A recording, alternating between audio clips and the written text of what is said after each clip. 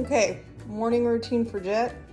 Every morning, he needs to get 0.5 of famotidine. It's not refrigerated, it sits out on the counter. I shake it before I give it to him. You'll see the syringe looks like this, and it needs to go between the 0.5 and the 0.6.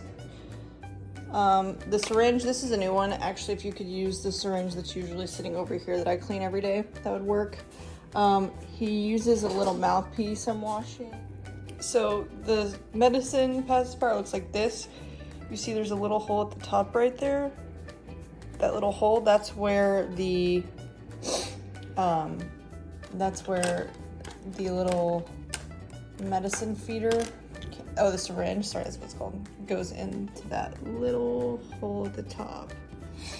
And then you just slowly squeeze it out, and when you start sucking on it, he takes it pretty well. Okay, he also takes a drop of vitamin D, so this is right in here kind of with his other medicine. You literally just dab a drop onto, I do a pacifier and just give him the pacifier and he'll suck it off there once a day, whenever you want during the day.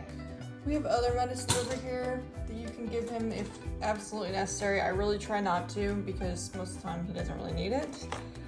We have gas relief, and we also have Tylenol, and there's other medicines in his diaper caddy if necessary. Syringes for those are usually found right here. And just read the instructions on the back of these to see what he would need of each. But again, we really try not to use those unless like it's just super bad or something.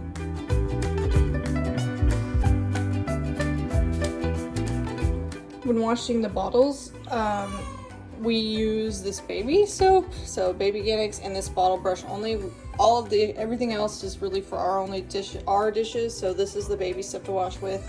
I don't let things touch the sink, obviously. This is how I wash bottles. I put the dirty, you've seen this blue thing, I put the dirty stuff in there and then I just soak it for a while in hot water and soap when I'm ready to wash. As I wash, I put them in here, and this is my rinse bucket, and then usually these are both laying around the counter somewhere. This is the drying area. This is my sterilizer. You don't have to use it, but I try to sterilize them once a day. Not all the time because it ruins the bottles, but about once a day they recommend you sterilize.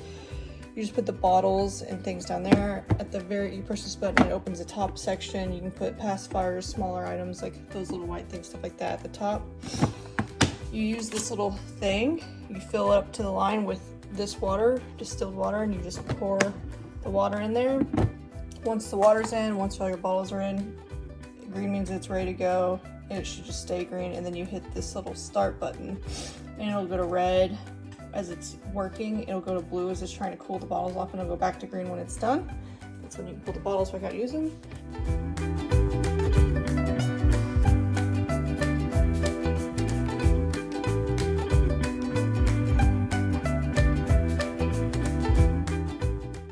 Every night he usually tries to go to bed, or I try to get him to go to bed and lay down by 8:30 p.m. So that means, about an hour before 8, I'm trying to feed him, trying to make sure he has a bath. He only has a bath about every 2 to 3 days. If it's more than that, it usually dries the skin out. So he doesn't get a bath every day before bedtime, but usually every 2 to 3 days he'll get a bath before bedtime. So I'll start that routine at 7. But by 8 p.m. he needs to be down. 8:30 he needs to be down in his bassinet or wherever he's sleeping for the night to try and sleep. He'll usually sleep first round from 8 p.m. to about 1 a.m. And, obviously the later he falls asleep, the later he'll wake up. So if it's like 9, then he'll usually do 1:30 or 2. And then if it's like 10 p.m., he'll sleep till like 3 or 4. But his usual time is he'll fall asleep by 8 p.m., up by about 1 a.m., 2 a.m., falls back asleep, usually for a couple hours, wake up around 5 or 6 again. And then after the 5 or 6 window, he'll sometimes sleep till maybe 7:30, 8 a.m. But by 8 a.m., I mean, he's up. Like, he's not going to go back to sleep, like, for nighttime sleep anymore. Also, about 8, when I lay him down at 8 p.m., like, the lights need to be off. He needs to be in, like, a quiet setting so that he knows that it's actually nighttime, bedtime. In the morning when he wakes up by like that 7 to 8 a.m. window, like after that, I put him out in the sun, you know, in the living room, so that he knows it's like daytime. So we're trying to get him on the routine of understanding what's nighttime and what's daytime. So when he sleeps, he lays in his bassinet like this with a boppy. Jett boy, it's okay. On an incline because of his acid reflux. Some things for his room. His owlet I try to put on if he's sleeping longer. And I'm not awake because he has bad acid reflux still, so it helps alert me if I'm deep in sleep if he were to start choking and I didn't know. So this is a charging station. White without blinking means it's fully charged. You can take it off and put it on him. You can also Google the different colors of the space. It'll tell you like what they mean. But I usually put that on him when he's sleeping a long time and I'm not awake. We have this patch for nighttime when he sleeps, so he's used to white noise, but you can just play white noise on your phone if you're not in our room, putting him to bed. This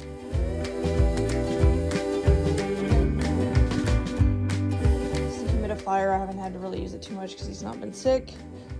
The wipes, you can refill them. This is just a luxury item to get them warm. His diapers and stuff and wet wipes restock is down there. Refill diaper pill bags down there. I've been trying to put, using this little spatula and this Vaseline stuff, I try to put that on his butt lately because it's been raw. He poops a lot, which is good. So I put that on his butt. I don't even put on his diapers, on his butt when I do his diapers. And let's see, I try to keep his onesies right here. He's getting kind of big, so some of these newborn onesies don't fit. He's really in the 0 to 3 month category on onesies now, so I need to go through that, but that's where the onesies are. These are his sleep gowns. So again, he's really out of the newborn, more into the 0 to 3 months now, but these are his nightgown areas, onesie area. And then this is kind of the stuff I haven't got to that you could pick out yet. I'm sure there's some more more stuff that fits him in the categories in now and there. His socks are in that little white, socks and hand mittens are in that little white bucket. The gray bucket to the left of the white bucket are his hats. So if you want to look for hats, socks and hand mittens, burp rags, and little blankets for the change table, little blankets for him are in this one. A bunch of blankets we got are in that little bale. Everything at the bottom here's just stuff that's toys for when he gets older. Okay. Lounger. If you need more diapers and you can't find any under the diaper caddy, you can always come in our laundry room and look in this area. We have wipes and diapers. He's in a size 1 right now, so look for a box with size 1 there. In our garage, wipes and diapers here as well.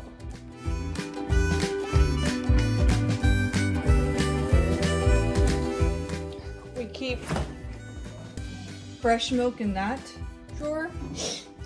Frozen milk, you can check in here. Sometimes I have one, but usually it's in the deep freeze. You can pull out whatever date you want. The earliest is at the bottom, but that's too much work, so don't worry about that. On the fridge, I have how long it can sit out, whether it's fresh, frozen and thawed, or like if you just got done feeding. This little chart helps you know how long it'll be good for. When thawing out a breast milk, so this is like a frozen one, right? I don't set it on the counter. You want to put it in the fridge in the drawer and let the fridge thaw it out. So you really need to thaw it out like in advance. Thawed up milk is only good for 24 hours, so you have to use what you thawed first. As long as there's still ice, even if it's like almost melted, there's still ice in the frozen breast milk pack, it can actually go back in the freezer. It's only when it's completely thawed out that it's only good for 24 hours. You know how to use this. For 4 ounces, which is what we're doing now, you just fill this little thing up twice with this distilled water again, pour it in there with the cold bottle, and you just click that down and press start. When you are warming up a bottle, you use these cover lids. You do not put these in there because it'll ruin them. So just the cover lids with the cold bottle into that. He's still on the preemie nipple, so they'll see a pee on those. And we like to keep it that way. So you just put that together, put these through here, and put it on when the bottle's warm. After the bottle's warm, you have to add formula to it now. So we do 3/4 a teaspoon of the formula here. And we have a little black teaspoon measure that I'm cleaning right now, but you'll see they look like this. That's one, we don't do a formula. So 3 of these 1/4 of formula to 1 bottle. So again, he's eating 4 ounces. So we fill it up to the 4 every 3 hours. Now, it doesn't have to be exact, but the 3-hour mark helps us gauge like whether we're feeding him too soon. If he eats super close back to back, he usually throws it up, and so it's a waste for him. The doctors really want him to try and keep it down, so I usually between 2.5 and 3 hours is when I'll let him eat. If he's crying before that, it's usually not that he's hungry, it's something else.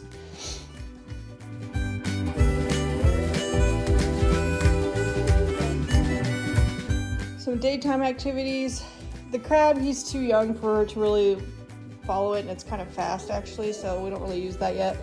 Loves this swing. I usually put up to like 4 or 5 depending on his mood.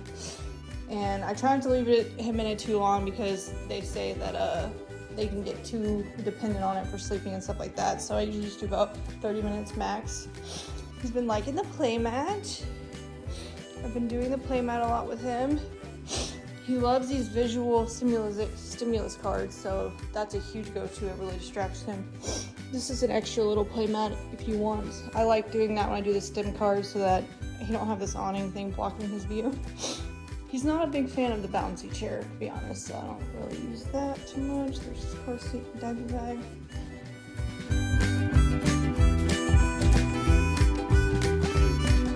Okay. A bit dirty, but for bath time, we like it not super hot. I run the water. Here's his little thing for like pouring water on him. This is protected. That's his soap. His lotion is usually sitting right here. Oops, sorry. Is sitting right here. There's also lotion by his changing table and that little diaper caddy if you need it. Down here, this is his little bath. It's got a little plug on it right there to drain the water. This is for your knees to sit beside this tub. I love that thing. Here's some extra soaps and stuff and for him. And his towels and wash rags are down there, so you can see towels and wash rags for Jett are down there. That's his stuff. Try not to get the bath too hot, obviously, and do not get water in his ears is the main thing. We have to really avoid getting water in his ears. Usually I don't use this and pour it on his head. I only use this for the body. For his head, I just use a wet wash rag and get his head so that it's not getting in his ears because an ear infection would be miserable for him and us.